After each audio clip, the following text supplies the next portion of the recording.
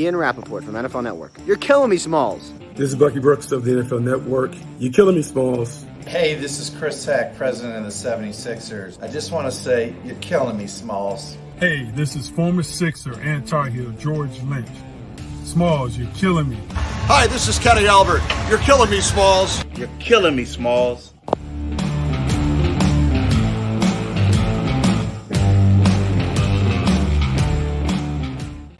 Hey, everybody. Welcome to another episode of the Kill Me Smallz podcast. We are pleased once again to have one of our favorites, a great guest, great guy, Adam Caplan.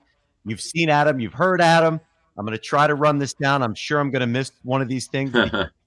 Water covers 2/3 of the earth, and I think Adam covers the rest. Sirius XM NFL Radio, Fox Sports Radio, 97.5 The Fanatic. He does Inside the Birds podcast with Jeff Mosier, which I really, really enjoy. Am I missing anything? Did I get most of it? Yeah, it's good enough, man. It's kind of a lot of that takes up my time, but I'm glad to be with you again, Mike, and I hope you're doing well. I'm doing great. Thanks again. And I guess this is a tradition for us. 2 years in a row. The season's a little more than halfway over. We can talk about some of the trends that we've seen. I know that you're a big fantasy guy. My fantasy team bit the dust this week. I'm struggling with injuries. Yeah. You know what? I outsmarted myself. I scored 20 points last week. Oh my God. I said, okay, Aaron Rodgers is banged up. He's got a bye week next week. I've got to win the next 2 weeks. I trade Aaron Rodgers for Jalen Hurts and Devontae Smith. How did that work out? The Giant Hurts it's really interesting for fantasy. There's a difference between fantasy and reality. As a quarterback, Hurts isn't very good. Not yet, he's not. But for fantasy, he's been great. He's been, depending on your scoring system, he's been a top 5 quarterback. And that's the thing with fantasy playing it since 1990. It's all about knowing your scoring. I remember having Steve Young. He was unbelievable because he ran. These running quarterbacks, guys who run. Josh Allen, another one. Obviously, he's got an enormous arm. He's incredibly gifted, but for fantasy, if these guys run, man, those dual threat quarterbacks, they help you. Well, when they throw for 120 yards and 3 interceptions, it's not going to do much. Not going to help. But getting to the reality, that's a good place to start. Jalen Hurts, have you seen enough to tell you he's a franchise quarterback, or what do you think? No. The Eagles aren't looking at him as a franchise quarterback. What they want him to do is be the guy next year and build with him, and then see what he can be. Every team will tell a reporter, we love this guy to be the franchise quarterback, but they need to get there first. He's not there yet. I mean, I cover 32 teams, and I could go through all the guys who have question marks, whether it's Tua Tagovailoa, Jalen Hurts. You could go through so many situations and say, okay, is he the guy? Is he not the guy? And then there are obviously guys who are drafted this year. And I remember talking to the Bills about Josh Allen. Now, they drafted him high. They traded up for him. But they needed to see it. Now, he got obviously a lot of slack because he was a first-round pick. With Jalen Hurts, he doesn't have that. He was traded up for, and the Eagles took him way before he should have gone. But talking to the Eagles about it, they thought that at that point, which is just 9 months after they extended Carson Wentz's contract, he'd be Wentz's long-term backup. It's really in the 21 years of covering the National Football League. I've never seen a team draft a backup in the second round, and they didn't think he'd ever be the long-term starter, or potential long-term starter, but crazier things have happened, and now he is. And you go through these quarterback situations, Michael. It's really, man, you just never know. I've been fooled before. That Patrick Mahomes shocked me. I never thought he'd be this good. I know he's had an up and down year, but the quarterback position so many teams fail. It's really remarkable how it goes down. I'm with you on that. I'll tell you, the one I was most surprised by was Josh Allen. That was a total leap. I thought, you come in, you don't have accuracy. It's not something you're going to be able to get. And see, that's what I look at with Tua Tagovailoa, whose accuracy is off the charts. I mean, he's been over 80% the last 2 weeks. He's setting records for accuracy, but they're already trying to replace him, or at least they were earlier in the year. Do you? I mean, look, let's be honest. If from a team building perspective, if you can keep your draft pick and make sure that that's your guy, and then you can build around him financially, it really makes so much sense. Now, if a team like Miami's got to go give up 3 first-round picks and pay $30 million a year for Deshaun Watson, it limits what you're going to do to be able to build around him. So, first of all, what's your take on Tua? Do you think he's starting to show enough? Do you think it's been a really wild year following that guy? Yeah, I know some teams that had a second round grade on him, depending which scouts you talk to, or which personnel people. There's nothing special about him. Yeah, he is accurate, but he's a smaller guy, not a great arm, gets hurt a lot. He's got a smaller body frame. And that's the thing you worry about. That's why some teams just didn't really like him very much, other than he's a good person, high character, played at Alabama, obviously a very decorated college quarterback, was the reason why Jalen Hurts transferred. But the fact of the matter is he hasn't shown enough. He's not been healthy enough. Now, I know talking to the Dolphins before the season started, they thought their offensive line would be much improved. We could argue that's probably not been. Disaster, yeah. Yeah, it's been not been what they thought it would be. That's been a problem. They've arguably the NFL's worst running game. It's awful. They need it. Myles Gaskin's a really good backup. He'd be a good changeup. He's not a starting NFL running back. I think they've learned that. They've missed on some draft picks. With all this, with all these draft picks they've had, they haven't done as well as they would have hoped. Now they have this winning streak, but they still have a record under 500. They've got a lot of work to do. And you mentioned Deshaun Watson. They were deep into the talks, not a secret. I've known this since March, how much they've wanted him. That's the place he wants to go. He'd like to go. They couldn't work it out. We'll see what happens at the trade deadline and the trade window opens back in I think the third week of March when free agency opens. But I just talking to teams already for the draft. Just started my draft study before I go to the Senior Bowl in January. It does not sound like it's a great year to need a quarterback. For whatever team you like, or for watching Michael and I, it's just not a great year to need a quarterback. So it'll be interesting to see what happens. I watched Tua. All right, look, you got me. I'm a Dolphins fan and an Alabama fan. But there you go. Watch Tua, and I watch Mac Jones, and I don't see a big difference. They're both accurate. Neither one of them have big-time arms. One has a great offensive line and the best coach in NFL history, arguably. The other has a terrible offensive line. You look at Tua, this was Tua's 16th game this week. So that's one full season. The numbers are pretty good. I don't have them in front of me. It's like 3,500 yards and 20-something touchdowns, 12 turnovers. I think it's 10 interceptions, 2 fumbles. The numbers are pretty good for a 16-game sample. Would you think that if Tua were on the Patriots, you'd be seeing what you're seeing with Mac? Do you see a discernible difference between the two? What am I missing? Totally different. Yeah, the Mac Jones is an incredible processor of information. Talking to a Patriot source about him. This source has been around quarterbacks for a long, long time. Said he's one of the best processors you've ever seen as a rookie. That's why they knew it was over. This source said it was over in June with him versus Cam Newton. He said it wasn't even close. They knew then. I mean, they had to take it to training camp just to see Mac Jones perform in training camp. It was over.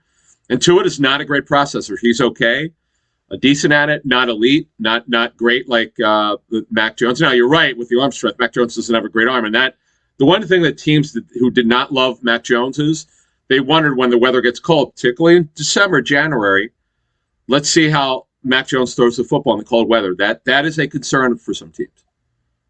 Seems to be answering it. And I'll tell you what, San Francisco's got to be kicking themselves. Not grabbing him third, I would think. But again, that you're it's early. You're just reacting. Yeah, you're just reacting as a fan. We're not even done the first year. Trey Lance has not been a starter yet, so you got to wait 3 or 4 years to see what these guys do. Unless the guy's so bad that you're like, okay, it's over. This guy can't play. I mean, the Dwayne Haskins stories rarely happen, where you go, this guy cannot play, and you get rid of him. Yeah. But that was more of a maturity issue. He's got some talent, but. No, you got to see that what they always say in the National Football League is you got to see the situation through. All right, you're picking an MVP. We're 11 games in, 12 games in. Who's your MVP right now? My offensive MVP, it can't be Lamar Jackson. He's been there was a point where I thought he might do it again because he's really started to come on. You saw, I don't know how they won. The guy threw 4 picks and they win. I'm a big fan of his, but I couldn't put him there. It's a good question. Rodgers has still got to be up there. Brady's still got to be up there. I would say those 2 guys, just off the top of my head. Mahomes has been too up and down. Obviously, he's been better lately, but he's not been good enough. There have been some what I call Jonathan Taylor's been unbelievable. Jonathan Taylor, I think those are the three. I think it's Rodgers, Brady, and Taylor. Right. The problem is if they have a losing record, it's hard for reporters. I vote not in that one for the Association of Press, but I vote in at least 2 polls every year. I'm a huge fan. It's interesting. His agent is former NFL linebacker Barry Gardner, who played for the Eagles, went to Northwestern. I remember him. Yeah. Yeah. Barry is a smart guy, and John Taylor's I think a South Jersey guy. I know he's from New Jersey, and Taylor's just been unbelievable. I mean, he's put the team on his back. Carson Wentz has revived his career. Carson Wentz should be the what's the award? Comeback player of the year. Yeah, comeback player of the year. I would. Yeah. I've watched almost every snap that he's played this season. He's been quite the story. Certainly not perfect, but he's been much improved. He really has, and you got to give Frank Reich credit for that. So, all right, you're picking right now. Okay, you're on DraftKings. And there's no odds. Who's your Super Bowl favorite for the NFC and the AFC? Well, so before the season started, I believe I picked Buffalo and Tampa. I'm still going to pick the Bucs to get there in LA, because once they get Carlton Davis back, who's going to be back within the next 2 weeks, then they just got Sean Murphy Bunting back, the other starting corner, 2 weeks ago. The problem is that they've not been healthy at corner. They've had a lot of injuries in their secondary, particularly at corner. Yeah. It's been mostly a corner, and now that these guys are going to be back, Green Bay is, and Aaron Rodgers now with a broken toe, you just don't know how long he's going to last. I give Arizona all the credit in the world. They've been way better than I expected. They're the best team right now. There's no doubt, and if they could get Kyler Murray back and DeAndre Hopkins back relatively soon, they will be the best team. But I'm going to pick the experience of Tom Brady to get there, and then from the AFC, it's completely wide open. Baltimore's the number 1 seed right now, but they're living dangerously. I can't believe I'm going to pick this, because I did not like them coming into the season. Because with Derrick Henry with a broken foot, we don't know when he's going to come back at what point in January, if he does come back at all. I think New England could press Kansas City. I'm still going to pick my preseason pick, Kansas City, to get there. But the upset pick would be New England. I'm just so blown away. They haven't played the schedule that Kansas City has. But I've been so blown away with what they've been able to do. It's been remarkable how they've turned the season around. So I'm disgusted to agree with you. I've got right now, if I were picking, I'm going Tampa Bay, New England. It's the Brady Bowl. And that would be unbelievable. It would be oh, my God. Oh, my God. That'd be great. I'd never be able to listen to The Ringer. It would just be absolutely brutal. I could never. Yeah. I'd have to go to another. Like I said, I'm a Dolphin fan. So having dealt with this for the last 20-something years, I would have to go to another country and just deal with it. So you mentioned the Cardinals, and I've been really impressed with the Cardinals. So have I. So looking at the Cardinals, looking at the Bengals, some of these teams that you never expected to be up there, and I guess as a Tua fan, it's painful to watch Joe Burrow do so well. Also. Yeah. Although Justin Herbert's starting to regress a little bit, but I think that might be system over him. Would you agree with that? Well, with Herbert, the problem is remember, their defense has been horrendous this season. They've really fallen off. I'm shocked with Brandon Staley being the head coach. They're awful. They don't tackle well. They don't cover well. They don't pressure well. I know they've had some injuries, but they're playing poorly. Do you think he's forcing it a little bit? I mean, he's had a couple games where you're a little. I don't think he's regressive. He's had a couple games where he hasn't played as well. That happens. But regression to me has got to be 4, 5, 6 weeks. Like Patrick Mahomes, he struggled for a bit. He wasn't regressing. All young quarterbacks go through it, and I think sometimes fans over analyze. Oh, he's struggling right now. He's regressing. Not quite. He's just going through struggles. All young quarterbacks particularly go through that. It's almost like watching basketball, where you see somebody get off, like a house of fire. Yeah. Team makes an adjustment, they have to adjust back. That's almost, I feel like that happened with Patrick Mahomes maybe a little bit earlier this year. I think maybe Lamar Jackson's going through that when, Miami played them with, just blitzing every time. And it looked like he got a dose of that last night. So maybe he has to adjust. I think we might be seeing some of that in a cycle. Is that possible? I think Jackson, and I know talking to the Ravens, they really wanted to, and they've given more volume to the playbook, asked them to do more, because they wanted to do it last year, but the problem is there was no offseason, no preseason, abbreviated training camp. Then, as you know, he missed some COVID list last year, illness this year, and he's had some great games where that Colts game, he and Carson Wentz is one of the best games we forget. There was that Monday night game. I think it was Monday night. It's an unbelievable game. Both quarterbacks were brilliant. I love watching Lamar's energy, and he's become a better passer. He throws a beautiful ball, by the way. So he's come a long way as a passer. But I just think young quarterbacks are going to go through struggles. Wentz was, we know how bad Wentz was last year. That some of it was injury related, some of it was offensive line issues with the coaches, whatever. They all go through it, and you have to expect it for 2 or 3 games this season for a young quarterback. Yeah, I think you might be right. What about, it's interesting. I'm looking at some of the lines on the games next week, and we don't have to get into gambling or anything if you don't want. But what's interesting to me is home field advantage doesn't even seem to be a thing anymore. Oh, it's a joke. Why is that? I mean, I understand last year with no fans. What is it this year about that? It's crazy that the away teams have a better record than the home teams. Last year, as you said, it was obvious. I remember coaches telling me before that season and during the season, it was no longer about crowds. It was coaches versus coaches and players versus players. And that was 100% true. This year, I was talking to Mike Tannenbaum, the former Jets GM, a couple weeks ago. When I asked him that question, what is going on? He goes, he thinks it's COVID related. I mean, it's obviously a subjective answer because there's no way to measure it. Right. But he goes, he thinks that because, hey, listen, who knows, if the stadiums may be full in terms of selling tickets, but who knows if everyone's showing up. B, the big reason is, my sense was that if they're wearing masks, some people wear masks to games. You're obviously your voice is muffled. In fact, as you know, when you try to talk with a mask, it's hard to hear people. So who knows? But it's definitely not a home field anymore. And I know the league will tell you, because as they've told me, they love the so-called competitive balance. They hate the parity word. So let's call it competitive balance. But that's what we have right now. And home field doesn't mean much. Now, coaches will tell you they love to be at home rather than traveling, and players would love not to travel. But the fact of the matter is, it's definitely different. Yeah, I bet there's some more theories to that too that we haven't even thought of. But yeah, sure. The mask one is interesting. I'm going to give you that because I don't think I'd have come up with that one in about 100 years. But who knows? Yeah, who knows? Yeah, I mean, what would be interesting is because there are some states. This is not a political podcast, but there are some states where they don't give a crap about a mask. No, but some people don't care either. Have a home field advantage or not? Right, but some people are just going to wear masks regardless if there's a mandate at the stadium. They're going to wear masks. They just feel that way, which is, again, we're not being political here. That's their own personal choice. But it is weird though. It's just it is weird. I've talked to reporters who've been at various NFL stadiums. They said they notice a difference, but they can't. Some don't sound quite as loud, but they can't quite put their finger on it. So I know I've got to get you out of here, and you committed to 20 minutes, and I'm going to hold you to it and not go a second over. Real quick, tell us where everybody can see you, find you, hear you, read you. Gotcha. We definitely appreciate you joining.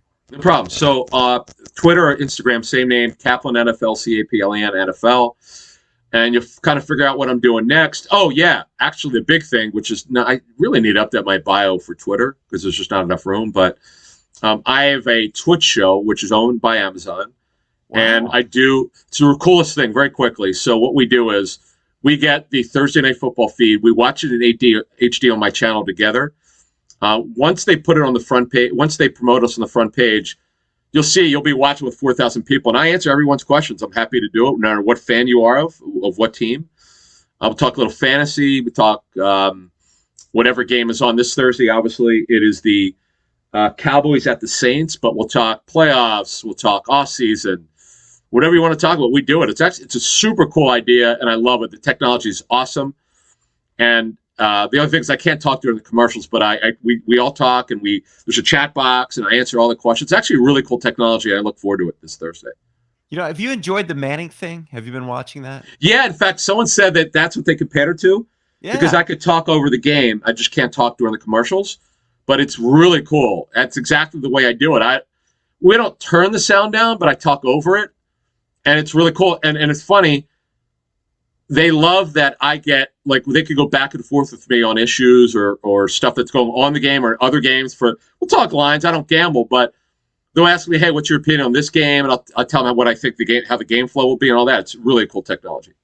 Yeah, I found myself that if I don't care who wins the game, I love the Manning thing. But if my team's playing, Yeah. I don't want to Yeah. deal with that. And I think that's great. I'm going to check that out. So, Adam, thank you once again. Look forward to having you back on the show, and really appreciate your friendship and staying in touch. And anytime, man. Thank everybody for watching the Killing Me Smalls podcast. Please follow me on Twitter at Real Mike Small. Follow Adam Caplan. Adam, where do they find you on Twitter? Yep, Caplan NFL, Caplan NFL. And please subscribe to the Painted Lines. You get this podcast as well as so many others. Thanks, everybody, for joining.